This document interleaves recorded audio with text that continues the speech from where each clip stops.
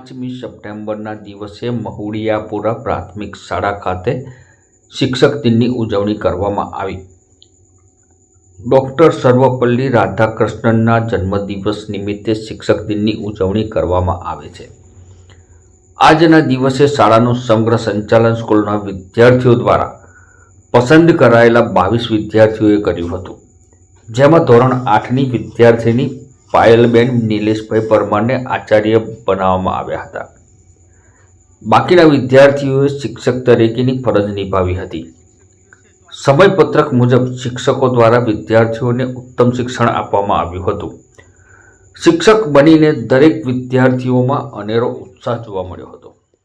બાળકોને સારું ભણતર અને બાળકોને ભવિષ્યમાં ભણતર મળે, બાળકો નિયમિત શાળાએ આવે છે તેની જવાબદારી હોય છે।